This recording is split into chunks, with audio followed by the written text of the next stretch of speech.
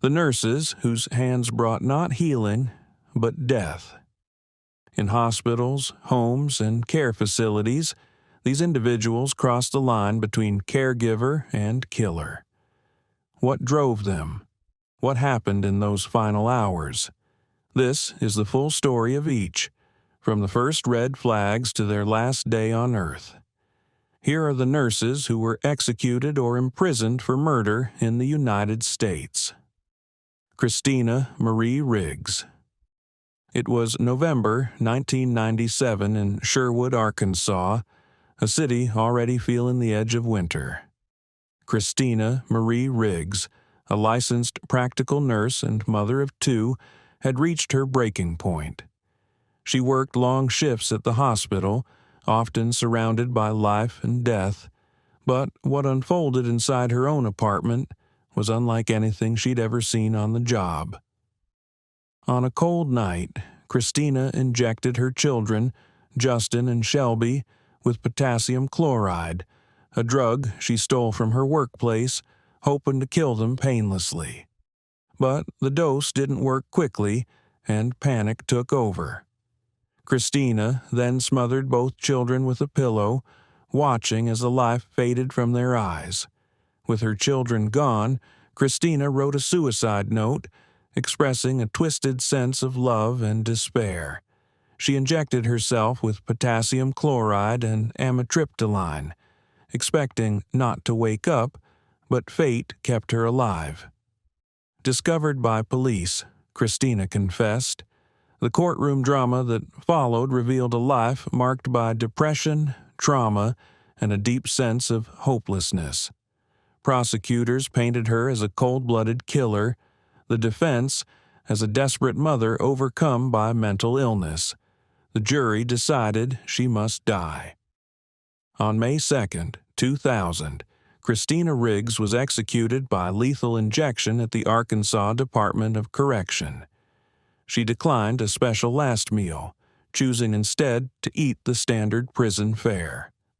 When asked for final words, she simply said, "There is no way, no words to express how sorry I am." Christina Marie Riggs became one of the few female nurses executed in modern U.S. history, a haunting reminder of how quickly trust can turn to tragedy. Kimberly McCarthy. Kimberly McCarthy's path was marked by promise and pain. A home health aide and occupational therapist, she had once helped patients recover their lives. But by 1997, addiction and desperation had taken hold. On July 21, 1997, in Lancaster, Texas, Kimberly knocked on the door of her neighbor, Dorothy Booth, a retired psychology professor who had shown her nothing but kindness. What happened next would shock the community for years. Kimberly forced her way into Dorothy's home, bludgeoned and stabbed her to death, and severed her finger to steal a diamond ring. She ransacked the house, making off with Dorothy's credit cards, which she used to buy drugs. It was not the first time McCarthy's name had come up in a homicide investigation. DNA evidence would later link her to two other murders from the early 80s, both elderly women, both killed for profit. At her trial, prosecutors detailed the violence, the addiction, and the betrayals. The jury had little sympathy. Kimberly was sentenced to death.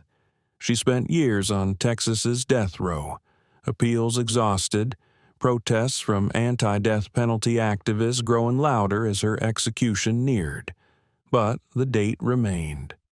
On June 26, 2013, Kimberly McCarthy was strapped to the gurney at Huntsville Unit. For her last meal, she declined the special request. Her final words were apologetic. "This is not a loss. This is a win. You know where I'm going. I am going home to be with Jesus." With the chemicals flowing, McCarthy's story ended. Her case remains one of the starkest reminders of how easily a life dedicated to care can be twisted by addiction and circumstance. William George Davis.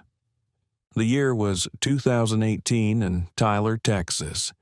A hospital room filled with machines, heart monitors, and the quiet panic of patients recovering from cardiac surgery. William George Davis, a registered nurse, was supposed to be a guardian in the night shift, a face patients trusted in their most vulnerable moments. But between 2017 and 2018, a series of unexplained deaths cast a dark shadow over the hospital. 4 men, all recovering from surgery, died suddenly. Their arteries, investigators discovered, had been injected with air, causing fatal embolisms. Cameras and forensic tests unraveled the mystery. All signs pointed to Davis. The why, as always, was harder to answer. Was it thrill? Power? Davis never gave a real explanation. At his trial, family members of the victims described their loved ones' final moments. Trust shattered, bodies failing, alarms blaring in the darkness. Davis sat silent, stone-faced as prosecutors laid out the methodical way he had turned healing into horror. The verdict was clear. In October 2021, Davis was convicted of capital murder and sentenced to death. Today, he sits on death row in Texas, appeals in motion, but the outcome all but certain. The story of William George Davis is a warning. Evil can wear the mask of compassion, even behind the doors of a hospital room. Charles Cullen. For 16 years, Charles Cullen worked as a nurse across 9 hospitals in New Jersey and Pennsylvania. He was quiet, polite, the kind of coworker who didn't draw attention. But by the early 2000s, whispers were growing, unexplained deaths, strange entries in medication logs, grieving families who didn't know where to turn. The truth, when it came out, stunned the nation. Cullen would later confess to killing at least 40 patients, though experts believe the number could be much higher, perhaps over 400. His weapon was often the same: digoxin, insulin, or other drugs slipped quietly into IV bags. He said he was ending suffering. Others called it playing God. Each death was a secret, a quiet act in the shadows of the night shift. But patterns emerged. Medication discrepancies, patient codes that happened only when Cullen was on duty. When finally arrested, Cullen confessed in chilling detail. The court heard stories of the lives he'd taken, the lives he'd destroyed. He was sentenced to multiple life terms, with no possibility of parole. Cullen's case forced a reckoning in hospitals nationwide.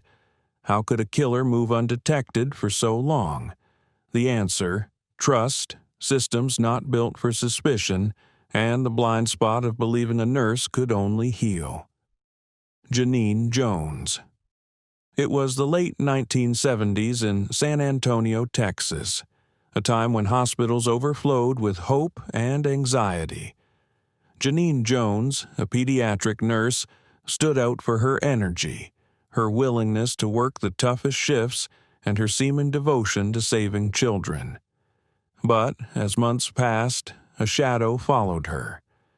Children under her care died at alarming rates, sudden, inexplicable, sometimes after showing signs of improvement. In 1982, an autopsy revealed a child had been killed by a drug overdose. More cases followed. Jones was charged with murder and injury to a child. Her defense claimed she was unlucky, that her wards were the sickest in the hospital. Prosecutors painted a picture of a woman desperate for attention, willing to harm to be seen as a savior. Code Blue meant Jones was often the first to respond. Sometimes, investigators would later say, because she caused it. Convicted in 1984 and sentenced to 99 years, Jones was later hit with additional charges as new evidence emerged. Some believe she was responsible for as many as 60 deaths, making her one of America's most prolific serial killers. She remains behind bars, a haunting symbol of how trust in medicine can be betrayed by those we least expect. Kristen Gilbert.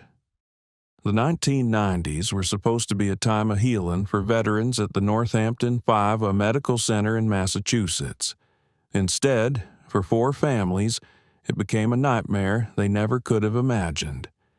Kristen Gilbert was the nurse on the night shift who seemed to be everywhere at once. Her co-workers noticed a disturbing pattern. Patients who seemed stable would suddenly go into cardiac arrest. Always, it seemed, when Kristen was around. It started with whispers. Hospital staff even joked about the angel of death walking the halls, not knowing how close they were to the truth. The deaths, at first, were chalked up to natural causes. These were older veterans, after all, but the statistics were impossible to ignore. A spike in fatal codes on Kristen's shifts. It wasn't long before hospital administrators grew suspicious. An anonymous letter was sent to federal authorities, and the FBI quietly launched an investigation. Kristen's downfall came through careful surveillance, medical record audits, and testimony from brave colleagues who'd grown increasingly fearful. Investigators learned she'd been injecting patients with massive, unnecessary doses of epinephrine, a powerful drug that can restart a heart or stop it altogether. She was arrested in 1996. The trial was riveting and chilling. Prosecutors painted a portrait of a nurse who killed to create emergencies, seeking the thrill of playing hero and perhaps the attention of a security officer with whom she was romantically involved. Families took the stand. The defense cited mental illness and workplace stress, but the evidence was overwhelming.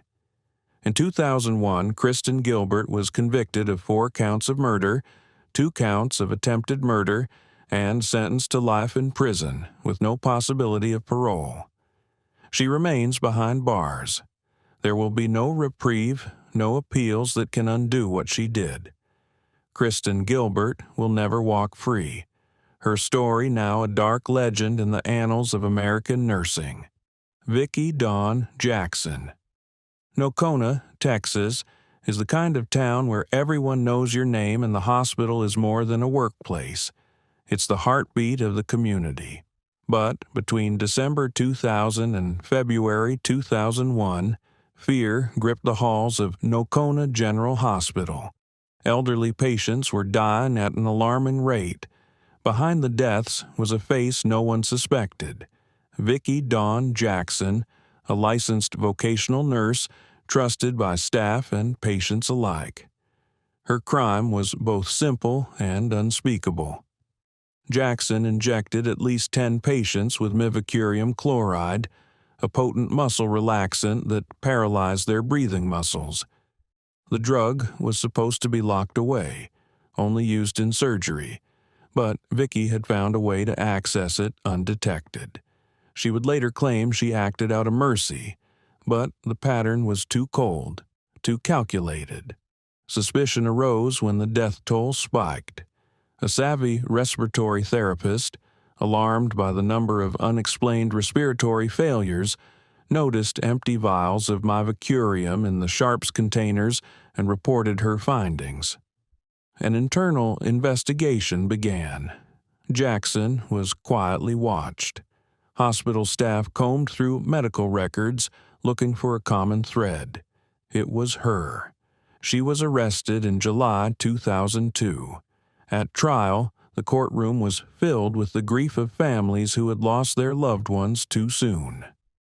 The prosecution detailed each death, painting a picture of calculated, emotionless murder.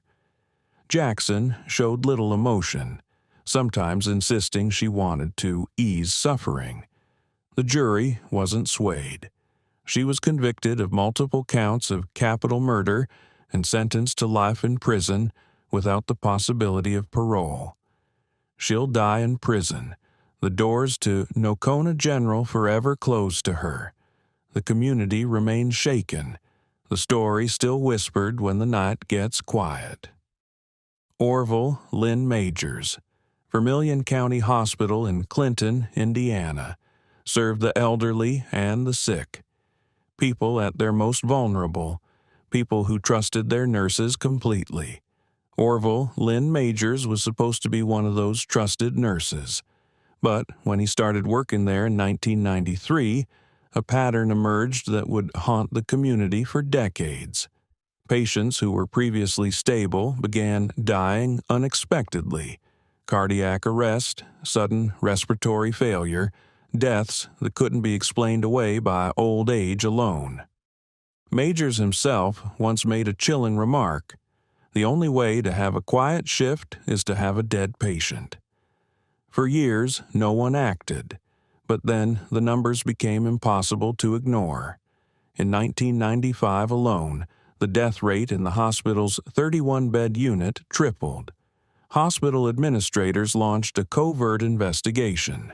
Surveillance footage and drug records pointed to Majors. He'd been injecting patients with lethal doses of potassium chloride and epinephrine. The state exhumed bodies and tested tissue samples. By 1997, the evidence was overwhelming. At trial, prosecutors suspected Majors might be responsible for over 130 deaths, though he was formally charged in 6. The jury heard the heartbroken testimonies of children who'd lost parents, of families who never got to say goodbye. Majors offered little in the way of defense. He remained stone-faced, denying everything. In 1999, he was convicted of 6 counts of murder and sentenced to 360 years in prison.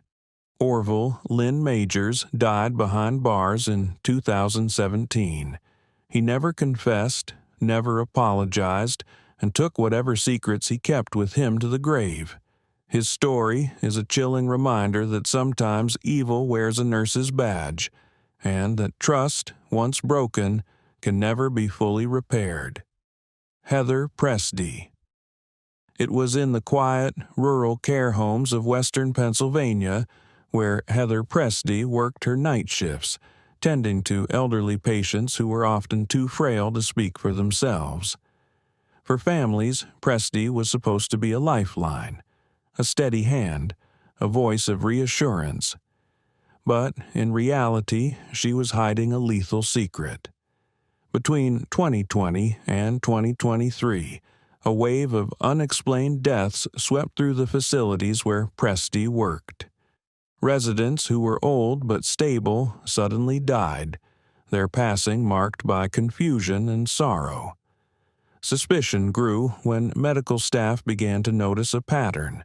Patients were dying from hypoglycemia, dangerously low blood sugar, despite having no history of diabetes. It didn't make sense. Administrators launched an internal review and found that lethal doses of insulin had been administered to numerous non-diabetic residents. When police became involved, Presty was confronted. Faced with mounting evidence and questioning, she confessed to 3 murders and admitted to attempting to kill at least 19 others. Investigators suspect the true number of victims may be much higher. At her 2024 trial, families filled the courtroom, some holding photographs of their lost loved ones. Presty's defense argued that she was mentally unstable and under immense stress, but the testimonies of grief and loss overwhelmed any plea for mercy. She was sentenced to 3 consecutive life sentences plus hundreds of years for the attempted murders. She will never be eligible for parole. Today, Heather Presty's name is spoken with a shudder in Pennsylvania's care communities, a warning that evil sometimes hides behind the mask of care and that vigilance is the only true defense. Kimberly Clark Sayans. The patients at the DaVita Dialysis Clinic in Lufkin, Texas, were some of the most vulnerable. People whose lives hung in the balance as machines cleaned their blood. They depended on the skill and kindness of nurses. In 2008, they found neither in Kimberly Clark Syons. Trouble began with an alarming uptick in patient deaths and medical emergencies at the clinic. In one harrowing week, 5 patients died and several more barely survived, all experiencing the same mysterious symptoms: shortness of breath, sudden collapse. Staff began to suspect sabotage. The common thread: all the affected patients had been attended by Syons. A fellow nurse raised the alarm after witnessing Syons draw bleach into a syringe and inject it into a dialysis line. An internal investigation followed, and soon the police were involved. Forensic testing found bleach residue in patients' blood and in the machines. In 2009, Syons was arrested and charged with capital murder and aggravated assault. At trial, the courtroom filled with the grief and outrage of families who had lost loved ones.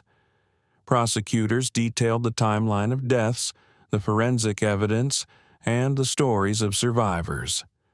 Syons's defense insisted she was innocent, a victim of a workplace witch hunt. But the evidence was damning. In 2012, Syons was convicted of killing 5 patients and injuring 5 others. She was sentenced to life in prison, plus 60 years. She will never see the outside world again. For those who survived, and those who lost loved ones, her name stands as a permanent reminder of the trust that was so profoundly betrayed. RaDonda Vaught. Not every nurse's story on this list is one of monstrous intent, but the consequences were just as deadly. In December 2017, RaDonda Vaught, a registered nurse at Vanderbilt University Medical Center in Tennessee, made a tragic mistake that would change her life forever and spark national debate over medical accountability. Vaught was supposed to administer Versed, a mild sedative, to a patient undergoing a routine scan. Instead, she accidentally injected vecuronium, a powerful paralyzing agent. Within minutes, the patient stopped breathing. Despite emergency intervention, the patient died the next day. The hospital initially treated the event as a medical error, but a year later, an anonymous tip to state authorities triggered a criminal investigation. Vaught admitted her mistake, never tried to cover it up, and cooperated fully with investigators. But prosecutors charged her with reckless homicide and impaired adult abuse, making her the first nurse in Tennessee to be criminally prosecuted for a medical error in decades. At trial, nurses from around the country rallied in her defense, fearing that her prosecution would have a chilling effect on the profession, making staff less likely to report errors out of fear of jail.